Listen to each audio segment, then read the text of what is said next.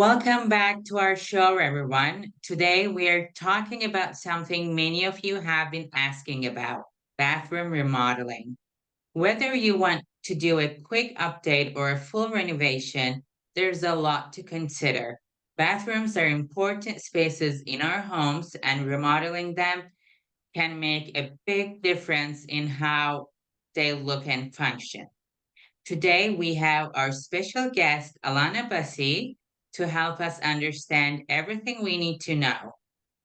We'll cover how to plan, how to budget, and make smart choices for your bathroom remodel.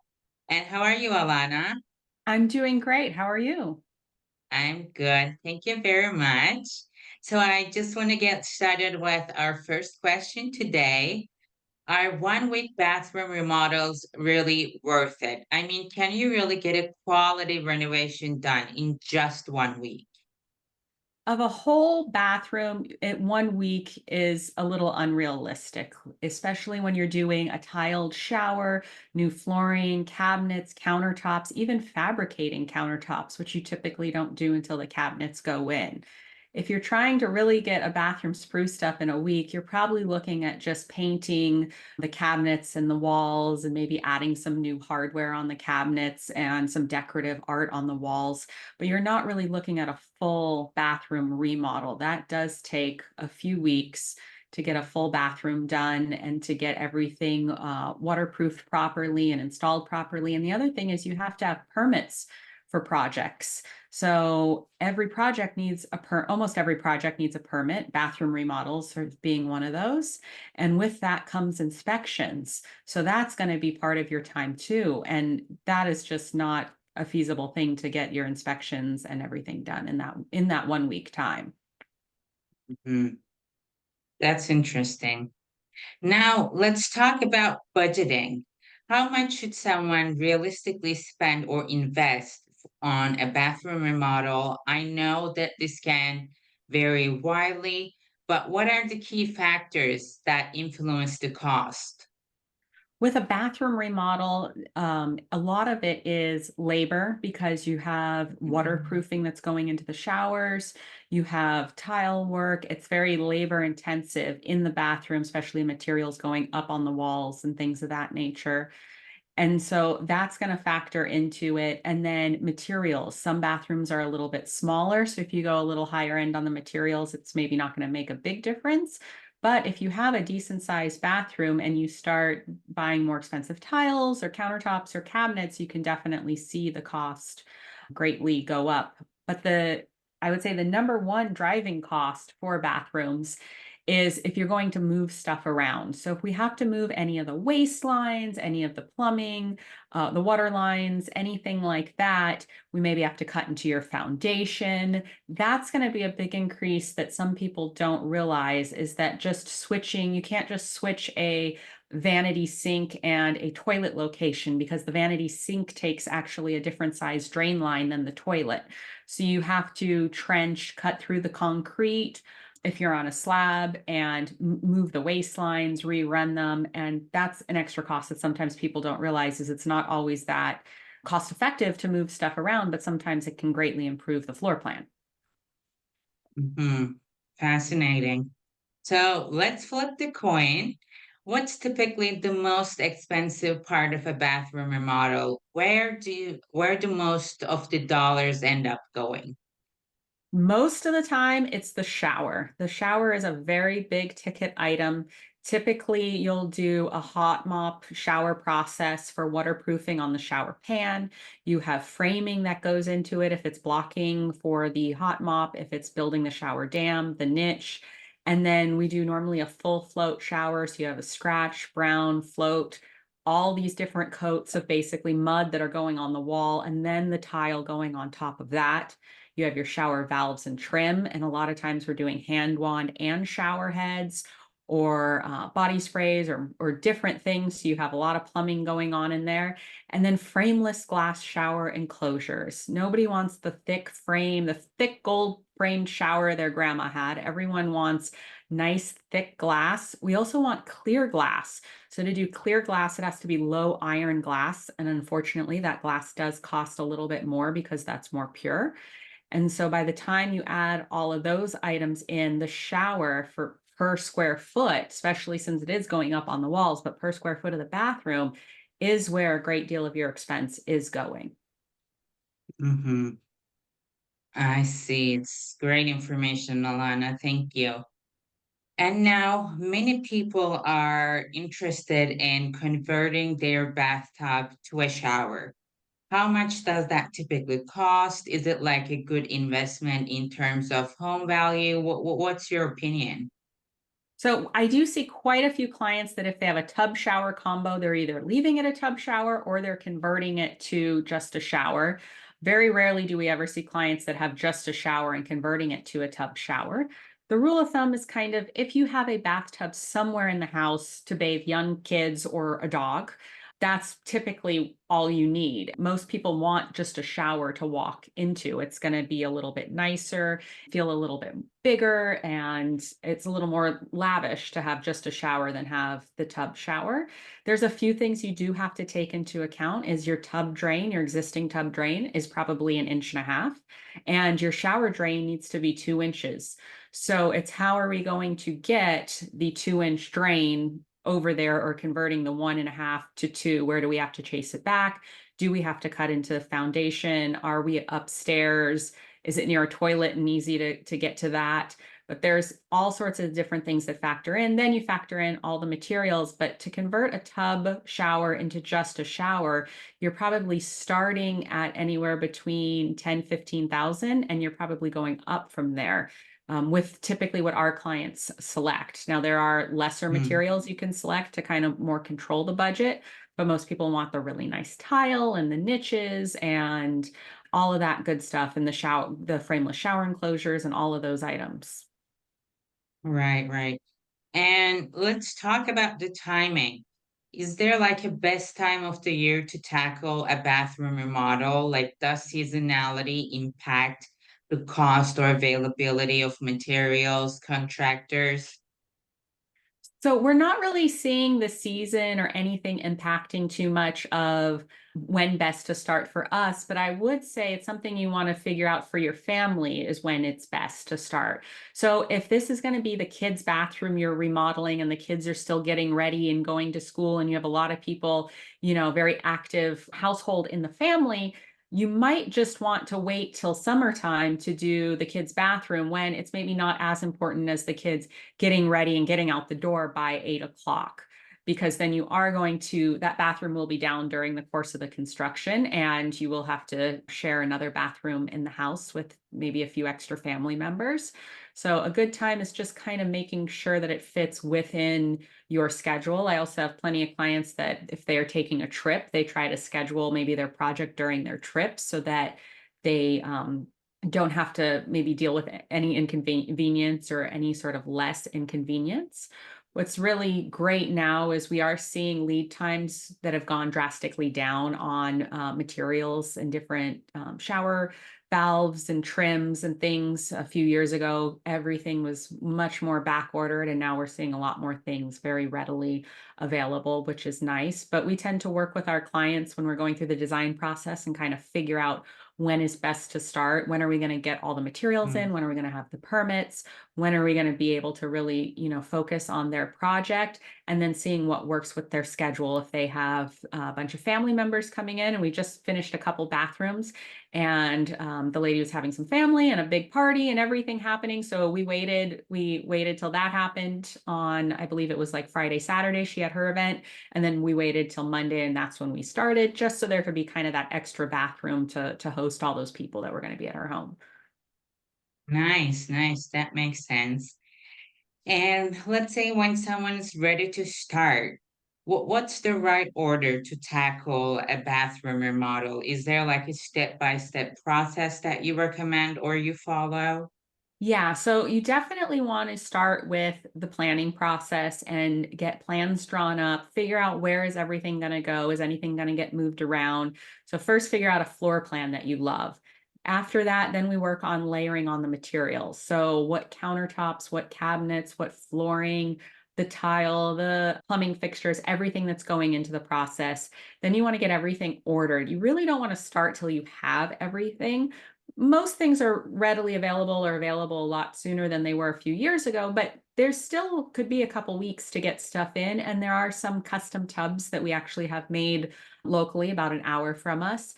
And sometimes those can take 4 or 6 weeks to get in. So you want to get everything in, then you want to get everything checked. So we always open every single box, make sure that item we're expecting in that box is in there. It's in the right finish, it has no dings, dents, or scratches. During that process of waiting for stuff to come in, you have to get your permits pulled. So you got to make sure everything's done legally with your city or county jurisdiction, just to make sure everything's on the up and up, and it's safe for you and your family. So it's another person kind of checking in on your contractor's work. Once you have your permits and all your materials, then it's the right time to start. And typically, the first day we'll set up protection. So we have plastic runners going to the bathroom and ram board on the floor. And however we're traveling, most bathrooms don't have exterior doors, so we will be traveling through your home, but how we are going to be traveling through your home has to be protected. Foam padding on the railings, protection on the wood stairs, whatever it might be. Then we're going to get everything, and that typically takes about a day to set up the protection. And then the next day, you're going to see all the demo happen. So you're going to see everything come down, typically to the studs. Once we get everything down to the studs, then you start your rough electrical, plumbing, start doing some of the waterproofing processes and framing. And then after you do some of that rough stuff, when you're about halfway through, then you get all the pretty stuff. So all the beautiful tile we picked out and the beautiful cabinets and countertops, that's when everything really starts coming together and you start seeing all of those wonderful materials. Nice, nice. And how long should a bathroom remodel take from start to finish? I'm sure it depends, it varies, but what's a reasonable timeline to expect? If you're looking at like a hall bathroom and you're kind of gotten replacing it and everything's kind of staying where it's at, you're probably looking at anywhere between 6 to 8 weeks for something more along those lines. Master bathrooms, you're probably more towards that 8 to maybe 10 weeks. And then when you start doing bathroom additions, you're probably more in the 3 month kind of range for a bathroom addition. And of course, it's going to factor on what you're doing. The more you move around, the longer it's going to take, the less you move around, and how some of your materials are going to go in. Some materials go in way quicker if you have big tiles on the wall versus if you have a bunch of small mosaics we have to place, then it's going to take a little bit longer. And availability with the city to come out and do inspections and things of that nature. So, but that's kind of the rough idea, but everybody's is a little bit different. We always do a schedule so you know exactly what's going on for your specific project. Got it, got it. And now for those considering a walk-in shower, there's often a concern about home value. Like, do walk-in showers lower the home value, or can they actually like add some value? We're seeing a lot of people requesting the walk-in showers. I think they add value to the home. Everybody wants the luxurious shower, wants the walk-in shower, wants something, nice with the hand wand and the nice shower head and a bench and all of those features. I've never had anybody come to us and say, we have a walk-in shower and we wish it wasn't. So it's definitely a trend that I think is starting to really take off. And I think the more people are staying in their homes longer, the more popular that walk-in shower is going to be. And my guess is that it is very desirable. And I could see that even helping to sell your home because there are so many people that want that. So that kind of opens you up to a whole new market. So maybe you'll get a little bit more money or your house will sell maybe a month or two sooner or something along those lines. True. And speaking of value, what adds the most value to a bathroom? Are there like any specific upgrades or features that really make a difference? I think it comes down to the shower. People love luxurious showers. They love taking a nice shower. It used to be the bathtub. Everyone wanted the big bathtub with the candles around it, but now you're seeing everybody want that really nice shower with the bench, with the hand wand, with the clear glass and the super nice tile. So we're really seeing that being towards the trend that that's now the focal point, kind of in your kitchen. Maybe the range is the focal point in your bathroom. The shower is now becoming the focal point. No, very interesting. And when it comes to design, what are some popular colors for a bathroom remodel? Are there like any timeless options that you recommend?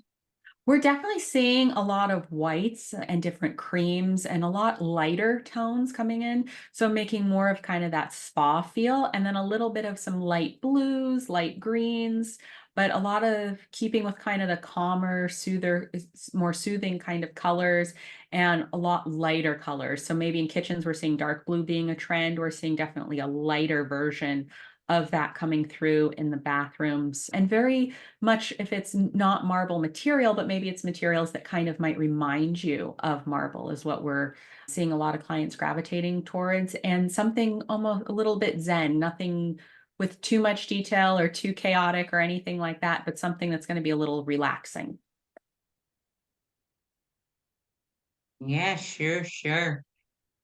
And what comes first in a bathroom remodeling project? Is there a specific element or area that should be tackled before anything else? When we're going through the design of a bathroom to try to figure out what to kind of focus on first, it's really what's going to be important to the client or if there's something they fell in love with. So if you saw a countertop you fell in love with, or a cabinet or a tile, then we kind of focus on that and work off of that. A lot of times it's a tile that a client falls in love with, and that's what we kind of start with and kind of build off of is something like that or an inspiration photo, but it's always great to look at different materials and see what's out there, but typically it's going to be a tile. Mm-hmm. Perfect. And okay, so for the DIY enthusiasts out there, what are the pros and cons of like this approach? Well, DIYing is always it's always a great option, but you have to know what your skill levels are. So if you're comfortable painting the walls and maybe painting the cabinets and changing out the hardware and changing out the light fixture and stuff like that, or changing even changing a toilet, that's fantastic for you to be a DIY project. But you have to know what your limitations are. If you don't know how to waterproof a shower, you probably shouldn't DIY waterproofing a shower because you could have leaks or other issues in the future. Also, understanding what might need a permit. Even if you're DIYing it, if the city or county requires a permit, you still need a permit to do that project. So it's just knowing your limitations if you are going to DIY something. It can be great to refresh a bathroom, but if you're doing a whole bathroom and you're looking at gutting it down to the studs, if you're not familiar with how to put everything back, it can actually cost you more in the long run. If you put it back and the shower starts leaking and you don't realize it and you start getting mold and water damage in different areas, there's or electrical, you really don't want to tackle electrical that unless you know what you're doing. You could actually cause a fire and God forbid a house to burn down or something along those lines. So you really just want to keep with your limitations. I would say if you are looking to DIY a bathroom, I'd stick with more of painting, trim, cosmetic work, updating hardware, things of that. If you're looking to gut a bathroom, that's really when you want to get a professional involved. And I know in the beginning you think it's going to cost more when you get a professional involved, but in the end, it's probably going to be cheaper if going through the planning process, getting everything done properly, and only having to do it once. Plus, they're going to be much more efficient doing the project than maybe yourself or a spouse that's doing it one day a week when they're off on a Sunday. Mm-hmm. Yes, pretty interesting. And when planning a remodel, what are the key things to keep in mind to avoid common pitfalls? I think the key thing is really figure out what you want and don't try to rush the process. If you think, oh, I just want to get done as soon as possible, so I'm just going to pick whatever's in stock, you're going to get disappointed with it. You're going to wish you waited that extra 2 weeks to get the faucet you loved versus getting the faucet that was maybe in stock. So it's going through, getting everything picked out and specced out too, because just because you fell in love with that tile and that was maybe the inspiration, in the end, you might not even install that tile. You might have other things that you're installing, but you really need to make sure that everything's going to work together. So I see sometimes where people are trying to do it themselves and they get the cabinet in. Well, then the countertop that they already picked doesn't match the cabinet because they didn't get it at the same time or they didn't see the two next to each other. So it's really not rushing the process, getting everything picked out and making sure you love it before everything gets purchased and installed, because that's your time to change it. Once you install it, that's going to cost you more. Hmm. And before we wrap up, what's the one piece of advice you would give to someone just starting their bathroom remodel? Like what's crucial to know before diving in? I'd say go out and take a look at materials. Go to your local tile store, take a look at things, bring tiles back to your home. And then the other thing is the great thing is out here in Ventura County, we live in a lot of tract homes and a lot of them come up for sale. So if you see a house that's for sale in your neighborhood, pop in, see if they redid their bathroom. Is it the same model than yours? Maybe you can get some inspiration from there. And then, of course, Instagram and Pinterest and things and hows are also great options. Find things that you love and start collecting those. If it's different photos, different materials, just a few things, just so when you are talking to a professional, they can kind of see the direction you want to go. Because when you're talking traditional or transitional or modern, you could have a little bit different opinion that maybe somebody else. So if we can kind of see what you're looking for, that definitely helps us so we can get you through the process a little more efficiently. Hmm. Amazing. Thank you so much for all these great insights and information, Alana. I'm sure our listeners loved it and found it very helpful. Until next time, we'll meet again next month. And until next time, happy remodeling. Thank you.